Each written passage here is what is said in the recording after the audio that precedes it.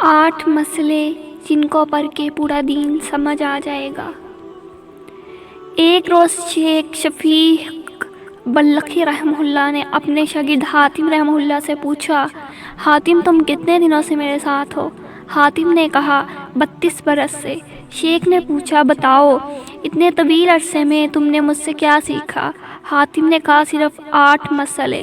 شیخ نے کہا انا للہ و انا الیہ راجعون، میرے اوقات تیرے اوپر ضائع چلے گئے، تو نے صرف 8 مسئلے سیکھے؟ حاتم نے کہا استاد محترم زیادہ نہیں سیکھ سکا اور جھوٹ بھی نہیں بول سکتا۔ شیخ نے کہا اچھا بتاؤ کیا سیکھا ہے؟ حاتم نے کہا نمبر 1 میں نے مخلوق کو دیکھا تو معلوم ہوا ہر ایک کا محبوب ہوتا ہے قبر میں جانے تک۔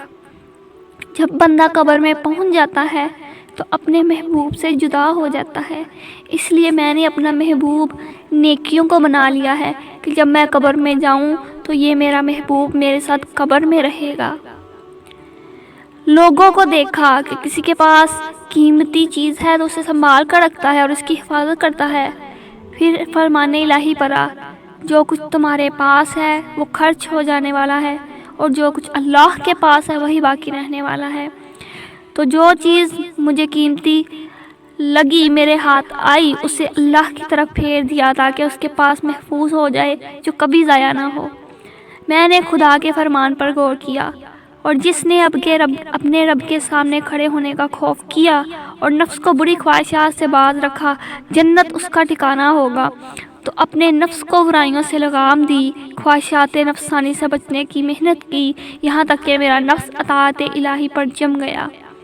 لوگوں کو دیکھا، ہر ایک کا رجحان دنیاوی مال، حسب نسب، دنیاوی جاہ و منصب میں پایا۔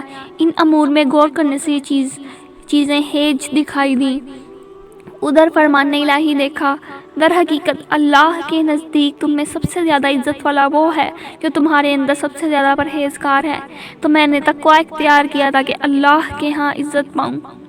لوگوں میں یہ بھی دیکھا کہ آپس میں گمانے بد رکھتے ہیں، ایک دوسرے کو برا کہتے ہیں۔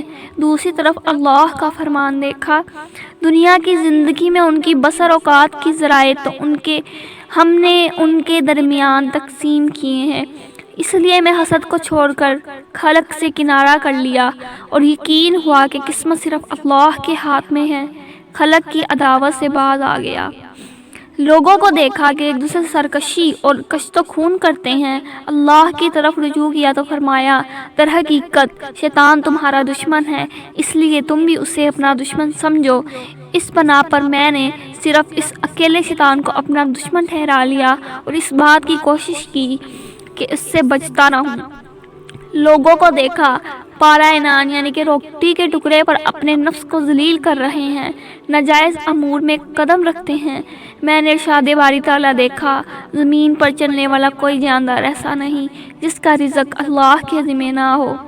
پھر میں ان باتوں میں مشغول ہوا جو اللہ کے حقوق میرے ذمہ ہیں، اس رزق کی طلب ترک کی جو اللہ کے ذمہ ہے۔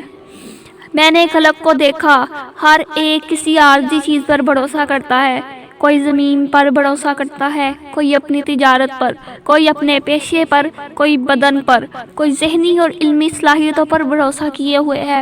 میں نے خدا کی طرف رجوع کیا، یہ ارشاد دیکھا جو اللہ پر بھروسہ کرے اس کے لیے وہ کافی ہے۔ تو میں نے اپنے خدا پر توکل کیا، وہی مجھے کافی ہے۔ شیخ بلخی رحمہ اللہ علیہ نے فرمایا، اے میری پیارے شاگرد حاتم، خدا تمہیں ان کی توفیق نصیب فرمائے۔ میں نے قرآن کے علوم پر مطالعہ کیا تو ان سب کی اصل جڑ انہی 8 مسائل کو پایا، ان پر عمل کرنے والا گویا چاروں آسمانی کتابوں کا عامل ہوا۔